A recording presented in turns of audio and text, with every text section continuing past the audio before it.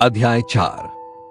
बिना अपमान किए आलोचना करना सीखें, इसके बजाय परिवर्तन को प्रेरित करें। आलोचना निरर्थक है क्योंकि यह एक व्यक्ति को रक्षात्मक बनाती है और आमतौर पर उससे खुद को सही ठहराने का प्रयास करवाती है। आलोचना खतरनाक है क्योंकि यह एक व्यक्ति के बहुमूल्य गौरव को घायल करती है, उसकी भावना को आहत करती है और आक्रोश पैदा करती है। वार्क कंपनी ने एक निश्चित तिथि तक फिलाडेल्फिया में एक बड़े कार्यालय का निर्माण करके उसे पूरा करने का अनुबंध किया था। सब कुछ ठीक चल रहा था। इमारत लगभग पूरी हो चुकी थी जब अचानक उप ठेकेदार, जो इस इमारत के बाहरी हिस्से में जाने के लिए सजावटी कांस्य बनाने का काम कर रहा था, ने घोषणा की कि वह तय समय पर डिलीवरी नहीं कर सकता था। क्या एक पूरी इमारत का काम रुक जाना, भारी अर्थदंड, परेशान करने वाला नुकसान, सब केवल एक आदमी की वजह से थे? लंबी दूरी के फोन कॉल हुए, बहसें हुई, गर्मागर्म बातचीत हुई, पर सब व्यर्थ। तब मिस्टर गाओ को कास्य किंग से उसी की मांद में उसका सामना करने के लिए न्यूयॉर्क भेजा गया। क्या आप जानते हैं कि ब्रुकलिन में आपके नाम वाले आप अकेले व्यक्ति हैं? मिस्टर गाओ ने सब कॉन्ट्रैक्टिंग फर्म के अध्यक्ष से परिचय के तुरंत बाद पूछा। अध्यक्ष हैरान हो गया। नहीं, मुझे नहीं मालूम था। वेल, मिस्टर गाओ ने कहा, जब मैं आज सुबह ट्रेन से उतरा तो मैंने आपके पते के लिए टेलीफोन बुक में देखा और आप अपने नाम वाले ब्रुकलिन फोन बुक में एकमात्र व्यक्ति हैं। मुझे यह बात मालूम नहीं थी, सब कॉन्ट्रैक्टर ने कहा। उसने दिलचस्पी के साथ फोन बुक चेक की। वेल, यह एक असामान्य नाम है, उन्होंने गर्व से कहा। मेरा परिवार करीब 200 साल पहले हॉलैंड से आया था और न्यूयॉर्क में बस गया था। वे कुछ देर तक अपने परिवार और पूर्वजों के बारे में बात करता रहा। जब उन्होंने यह बात पूरी कर ली तब मिस्टर गाओ ने उन्हें बधाई दी कि उनके पास कितना बड़ा प्लांट है और अपने देखे कई समान प्लांट्स के साथ उनके प्लांट की अनुकूल रूप से तुलना की। यह मेरे अब तक के देखे कांस्य कारखानों में सबसे साफ और स्वच्छ कारखानों में से एक है, मिस्टर गाओ ने कहा। मैंने इस व्यवसाय को खड़ा करने में अपना जीवन लगा दिया है, सब कॉन्ट्रैक्टर ने कहा, और मुझे इस पर काफी गर्व है। क्या आप इस कारखाने का एक चक्कर लगाना चाहेंगे? निरीक्षण के इस दौरे के दौरान मिस्टर गाओ ने निर्माण की प्रणाली पर सब कॉन्ट्रैक्टर की सराहना की और उन्हें बताया कि वह अपने कुछ प्रतिस्पर्धियों से कैसे एवं क्यों बेहतर लगती थी। गाओ ने कुछ असामान्य मशीनों पर टिप्पणी की और सब कॉन्ट्रैक्टर ने घोषणा की कि उन्होंने खुद उन मशीनों का आविष्कार किया है। उन्होंने यह देखने में काफी समय बिताया कि वे कैसे संचालित होती हैं और कितना बेहतर काम करती हैं। उन्होंने अपने आगंतुक को दोपहर के भोजन पर ले जाने पर जोर दिया। अब तक ध्यान रहे, गांव की यात्रा के वास्तविक उद्देश्य पर एक शब्द भी नहीं कहा गया था।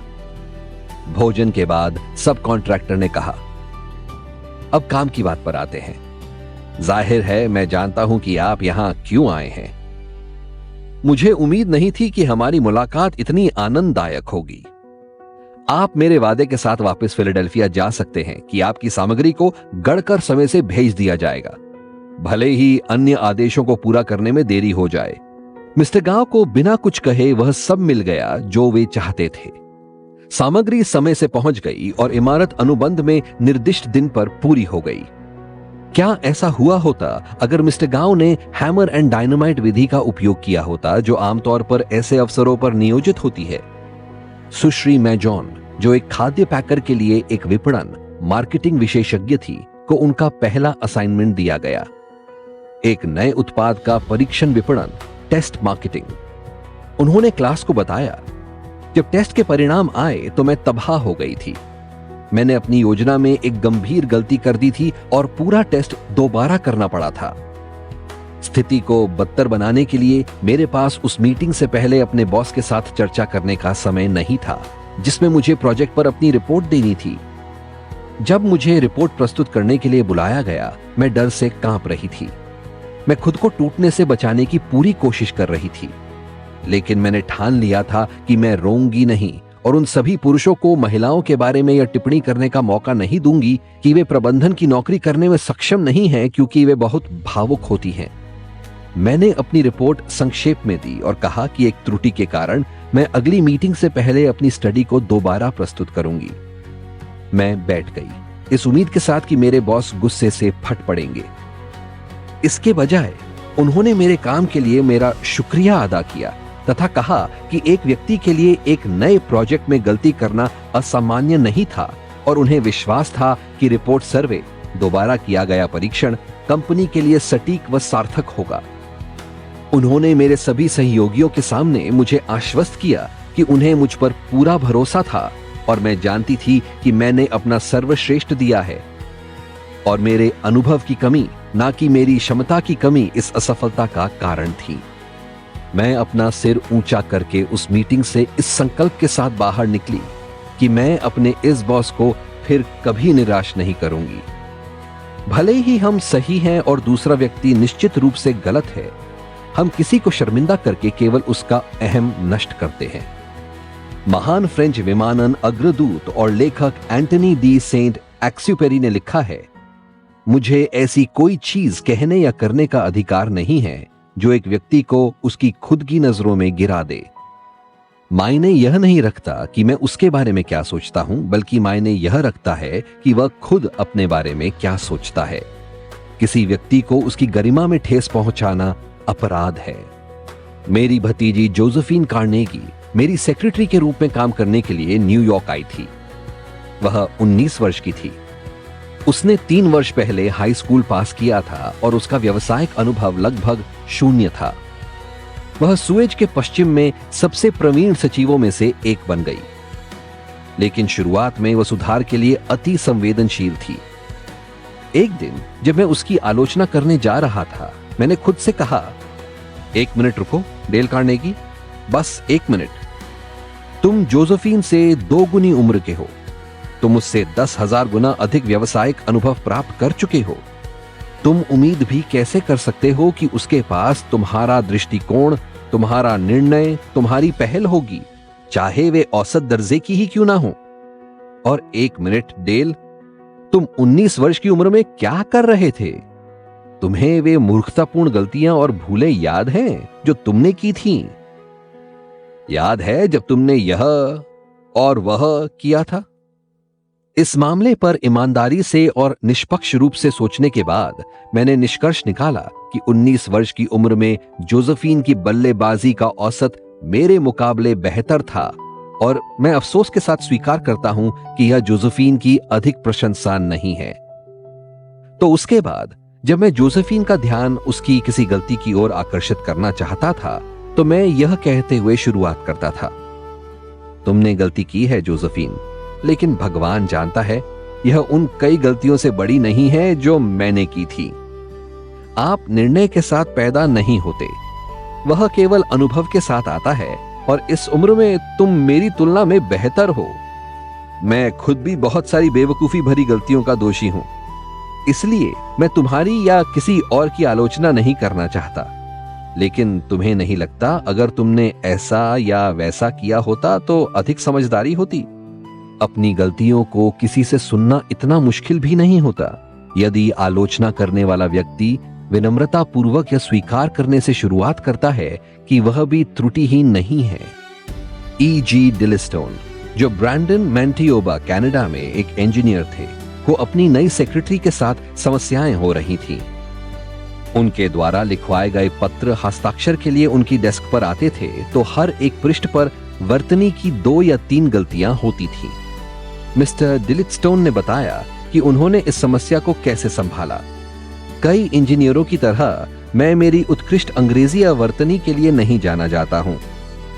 वर्षों से मैंने उन शब्दों के लिए एक छोटी सी ब्लैक इंडेक्स बुक रखी है जिनकी वर्तनी में मुझे परेशानी होती है।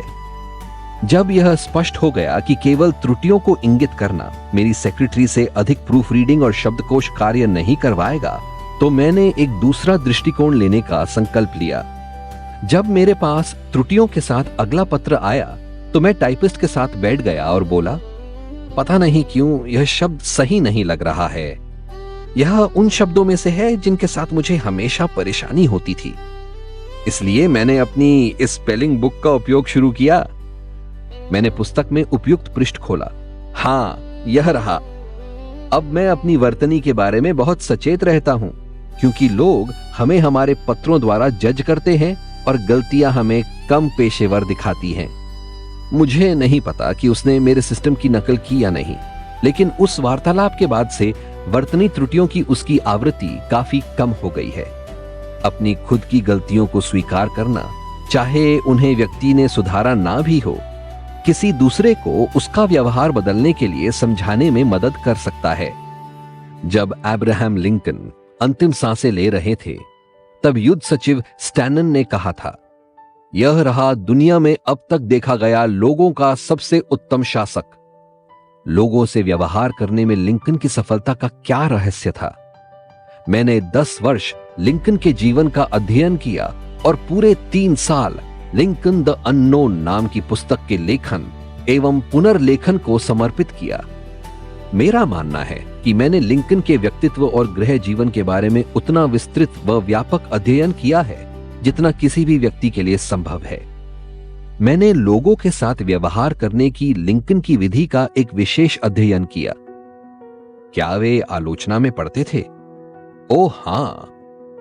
इंडियाना की पिजन क्रीक वैली में एक नवयुग के रूप में वे न केवल आलोचना करते थे, बल्कि वे लोगों का उपहास करते हुए पत्र व कविताएं लिखते थे और उन पत्रों को शहर की सड़कों पर ऐसे स्थानों पर गिराते थे जहां उनका पाया जाना निश्चित होता था। उनमें से एक पत्र ने ऐसा आक्रोश जगाया जो पूरे जीवन काल के लिए जलता रहा। लिंकन के स्प्रिंगफील्ड इलिनॉय में प्रैक्टिसिंग वकील बनने के बाद भी उन्होंने अपने विरोधियों पर अखबारों में प्रकाशित पत्रों में खुलकर हमला किया, लेकिन उन्होंने ऐसा केवल एक बार ही किया। वर्ष 1842 की शरद ऋतु में उन्होंने जेम्स शील्ड्स नाम के एक बेकार झगड़ालू राजनीतिक का उपहास किया। लिंकन ने स्प्रिंगफील्ड जर्नल में प्रकाशित एक गुमनाम पत्र के माध्यम से उन्हें लताड़ा था। पूरा शहर ठहाके लगा रहा था। संवेदनशील और गर्वीले शील्ड्स आक्रोश से उबल गए। उन्होंने पता लगाया कि पत्र किसने लिखा था। वे छलांग लगाकर अपने घोड़े पर बैठे, लिंकन का पीछा किया और उन्हें एक द्वंद्व युद्ध लड़ने की चुनौती दी। लिंकन लड़ना नहीं चाहते थे। वे द्वंद्व युद्ध के विरोधी थे, लेकिन वे इससे बाहर निकलकर अपना सम्मान नहीं बचा सकते थे। उन्हें हथियारों का विकल्प दिया गया। चूंकि उनकी बाहें बहुत लंबी थीं, इसलिए उन्होंने कैवलरी ब्रॉडस्वर्ड्स का चुनाव किया और एक वेस्ट पॉइंट स्नातक से स्वॉर्ड फाइटिंग, तलवार की लड़ाई का प्रशिक्षण लिया। नियत दिन पर वह और शील्ड्स मिसिसिपी नदी में एक सैंडबार पर मिले, मौत होने तक लड़ने के लिए तैयार। लेकिन अंतिम क्षण में उनके सेकंड्स ने बाधा डाली और द्वंद्व युद्ध रोक दिया। यह लिंकन के जीवन की सबसे गंभीर व्यक्तिगत घटना थी। इसने उन्हें लोगों से व्यवहार करने की कला में एक अमूल्य पाठ सिखाया। उसके बाद उन्होंने कभी कोई अपमानजनक पत्र नहीं लिखा। उसके बाद उन्होंने कभी किसी का उपहास नहीं किया और उस समय से उन्होंने लगभग कभी किसी की किसी चीज के लिए आलोचना नहीं की। गैटिसबर्ग की लड़ाई जुलाई 1863 के पहले 3 दिनों तक लड़ी गई थी। 4 जुलाई की रात को ली दक्षिण की ओर पीछे हटने लगे, जबकि तूफान के बादलों ने देश को बारिश में डुबो दिया। जब ली अपनी पराजित सेना के साथ पोटोमैक पहुंचे तो उन्हें अपने सामने एक उफनती हुई अगमय नदी मिली और पीछे एक विजयी यूनियन की सेना। ली एक जाल में फंस गए थे। वे बच नहीं सकते थे। लिंकन ने यह देख लिया। यह एक सुनहरा स्वर्ग से भेजा हुआ अवसर था, ली की सेना को पकड़ने और युद्ध को तुरंत समाप्त करने का अवसर। इसलिए बड़ी उम्मीद व उत्साह के साथ लिंकन ने मीड को आदेश दिया कि युद्ध परिषद को ना बुलाएं, बल्कि ली पर तुरंत हमला करें। लिंकन ने अपने आदेश को तार द्वारा भेजा और फिर मीड को एक विशेष संदेश भेजकर तत्काल कार्रवाई के लिए कहा। और जनरल मीड ने क्या किया? उन्होंने जो करने को कहा गया था उसका ठीक उल्टा किया। उन्होंने लिंकन के आदेशों के सीधे उल्लंघन में युद्ध परिषद को बुला लिया। वे हिचकिचाए, उन्होंने टाल मटोल किया, उन्होंने हर तरह के बहाने के वार किए। उन्होंने ली पर आक्रमण करने से सीधा इनकार कर दिया। आखिरकार पानी कम हो गया और ली अपनी सेना के साथ पोटोमैक से भाग निकले। लिंकन आग बबूला हो गए। इसका क्या मतलब है? लिंकन अपने बेटे रॉबर्ट के सामने चिल्लाए, हे भगवान, इसका क्या मतलब है? वे हमारी पहुंच के अंदर थे और हमें केवल अपने हाथ फैलाने थे, फिर वे हमारे कब्जे में होते। फिर भी मेरे कुछ कहने या करने से सेना आगे नहीं बढ़ने वाली थी। मौजूदा परिस्थितियों में लगभग कोई भी जनरल ली को हरा सकता था। अगर मैं वहां गया होता तो मैं खुद उसे मार सकता था। घोर निराशा में लिंकन बैठ गए और मीड को यह पत्र लिखा। याद रखें, अपने जीवन के इस दौर में लिंकन बहुत ही रूढ़िवादी एवं अपनी पदावली में संयमित थे। इसलिए सन 1863 में लिंकन से आने वाला यह पत्र सबसे गंभीर फटकार के समान था। प्रिय जनरल, मुझे नहीं लगता कि आप ली के भागने में शामिल दुर्भाग्य की भयावता को समझते हैं। वह हमारी आसान पहुंच में था और उसे पकड़ लेना हमारी अन्य पूर्व सफलताओं के संबंध में युद्ध का अंत कर देता। लेकिन अब युद्ध अनिश्चित काल तक चलेगा। यदि आप पिछले सोमवार को ली पर सुरक्षित रूप से आक्रमण नहीं कर पाए, तो आप नदी के दक्षिण में यह कैसे कर पाएंगे, जहां आप पिछली बार की तुलना में बहुत कम, लगभग 2/3 सेना ही ले जा पाएंगे? यह अपेक्षा करना अनुचित होगा और मुझे उम्मीद नहीं है कि अब आप बहुत प्रभाव डाल सकते हैं।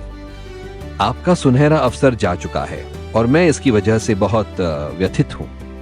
आपके अनुसार मीड ने यह पत्र पढ़ने पर क्या किया होगा? मीड ने यह पत्र कभी नहीं देखा। लिंकन ने इसे कभी पोस्ट नहीं किया। यह उनकी मृत्यु के बाद उनके दस्तावेजों के बीच मिला। मेरा अनुमान है, और यह केवल अनुमान है, कि यह पत्र लिखने के बाद लिंकन ने खिड़की से बाहर देखा होगा और खुद से कहा, एक मिनट, शायद मुझे इतना अधीर नहीं होना चाहिए। मेरे लिए यहां व्हाइट हाउस की शांति में बैठकर मीड से आक्रमण करने के लिए कहना आसान है, लेकिन अगर मैं वहां गेटिसबर्ग में होता और मैंने उतना रक्त देखा होता जितना पिछले सप्ताह मीड ने देखा है, और अगर मेरे कानों में भी जख्मी एवं मरने वालों की चीखें व चिल्लाहटें बींध रही होती, तो शायद मैं भी आक्रमण करने के लिए इतना उतावला ना होता। अगर मैं भी मीड जैसे डरपोक स्वभाव का होता, तो शायद मैंने भी ठीक वही किया होता जो उसने किया था। वैसे भी अब पानी पुल के नीचे है। अगर मैं यह पत्र भेजता हूं तो मेरी भावनाओं को राहत मिलेगी, लेकिन मीड खुद को सही ठहराने की कोशिश करेगा। यह उससे मेरी निंदा कराएगा। यह उसमें कठोर भावनाएं जगाएगा। एक कमांडर के रूप में उसकी आगे की उपयोगिता को बिगाड़ देगा और शायद उसे सेना से इस्तीफा देने के लिए मजबूर कर देगा। तो जैसा कि मैं पहले कह चुका हूं, लिंकन ने पत्र किनारे रख दिया क्योंकि उन्होंने कड़वे अनुभव से सीखा था कि तीखी आलोचना और फटकार लगभग हमेशा व्यर्थता में समाप्त होती है। कोई भी बेवकूफ आलोचना, निंदा एवं शिकायत कर सकता है, और अधिकांश बेवकूफ करते भी हैं, लेकिन समझने और क्षमा करने के लिए चरित्र एवं आत्मनियंत्रण की आवश्यकता होती है।